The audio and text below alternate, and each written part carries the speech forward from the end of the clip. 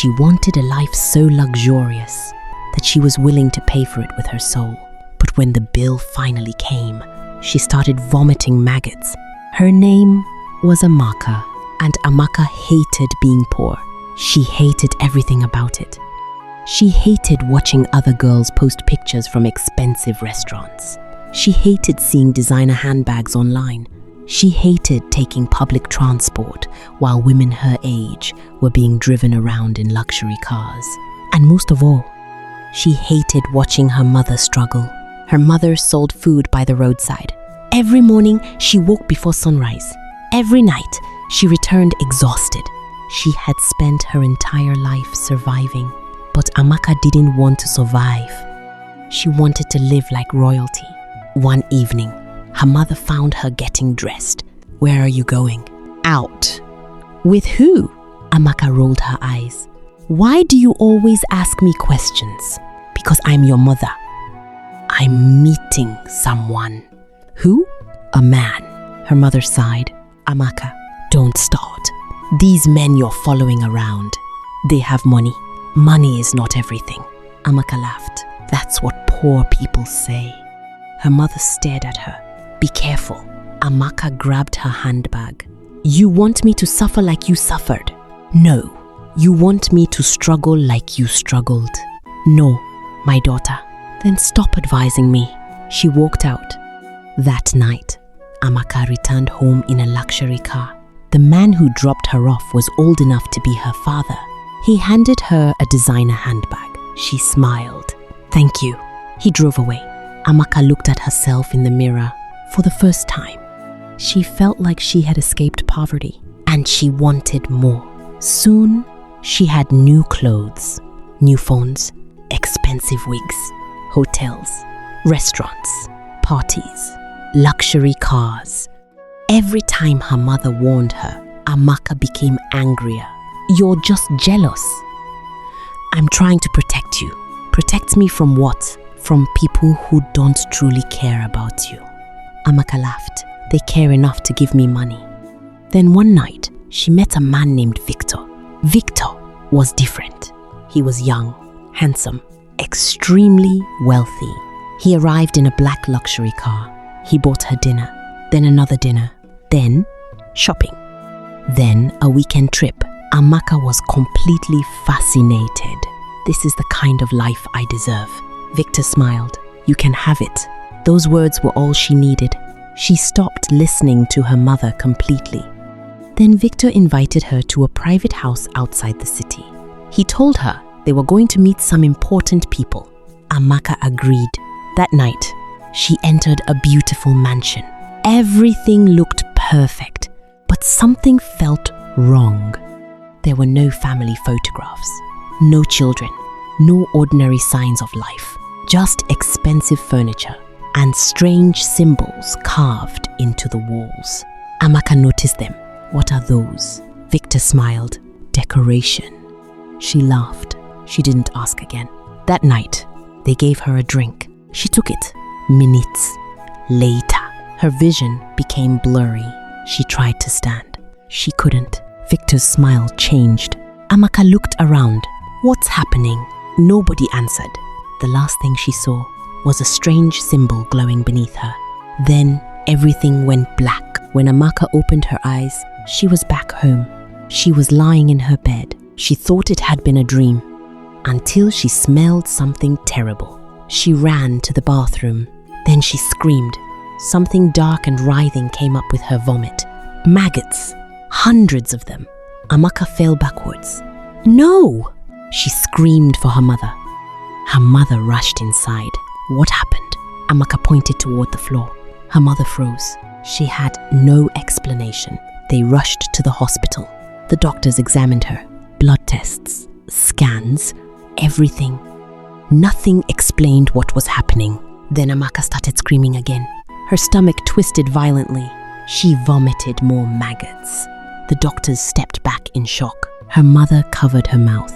"My daughter," Amaka cried, "make it stop." But it didn't stop. Every time she ate, the curse returned. Every time she tried to sleep, she heard insects crawling beneath her skin. Then the smell followed her everywhere. At home, at the hospital, in the bathroom, even outside. And something else had changed. The luxury things she once loved started rotting. Her expensive clothes developed strange stains. Her designer bags filled with insects. Her wigs began crawling. Her perfume bottles turned black. The money in her account started disappearing. One morning, Amaka woke up and found every photograph of herself covered in crawling insects. She screamed. Then her phone rang. Victor. She answered immediately. Victor. Silence. Victor, please help me. His voice finally came. Did you think the money was free? Amaka froze. What did you do to me? You wanted wealth. I didn't agree to this. Victor laughed. You didn't have to. The call ended. Amaka looked at her mother. Her mother was crying. I warned you. Amaka broke down. Mommy, I know. Please, help me. Her mother held her. We will find a way. They returned to the mansion. But Victor was gone. The house was empty.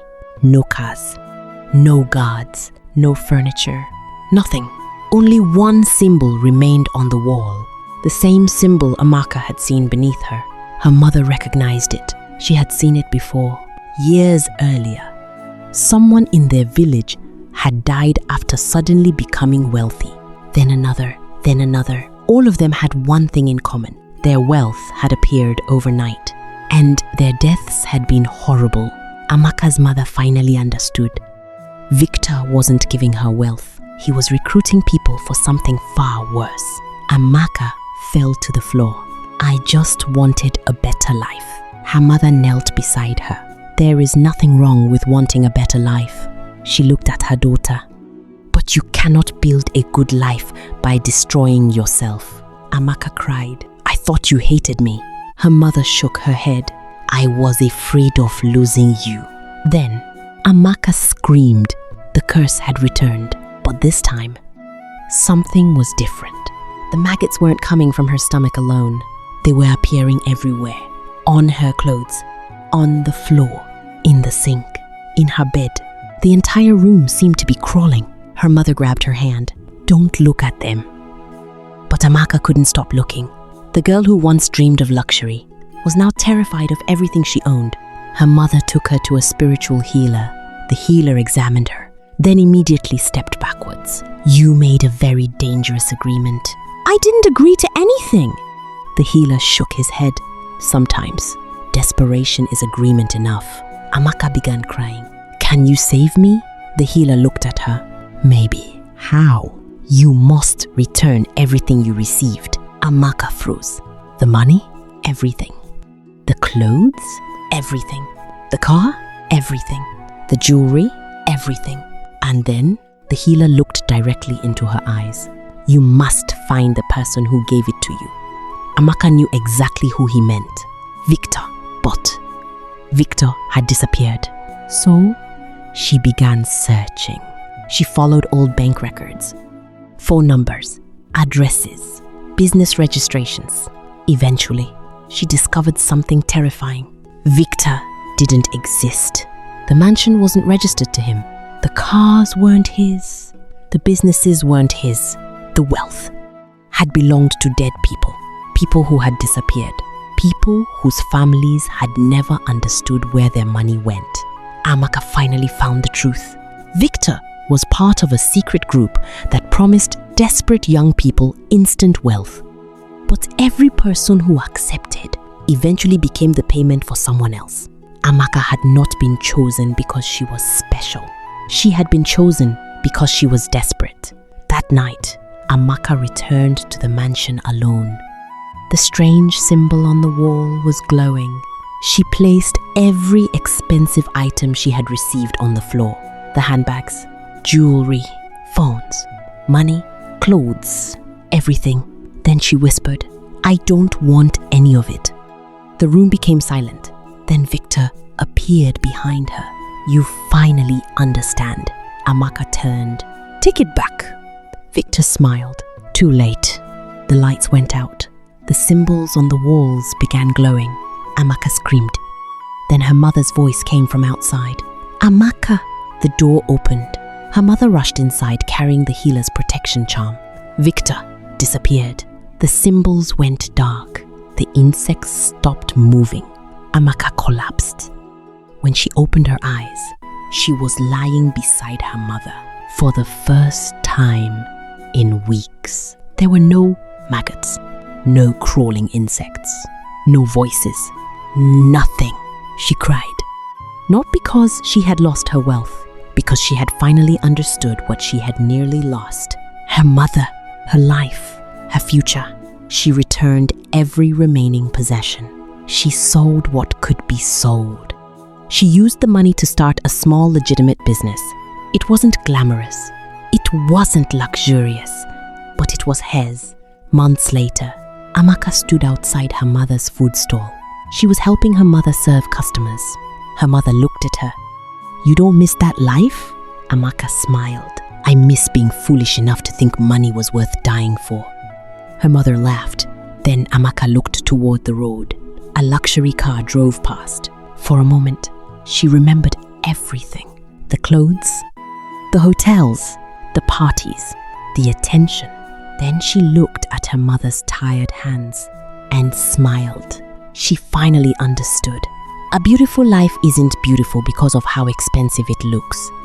It's beautiful because you get to live it. The end.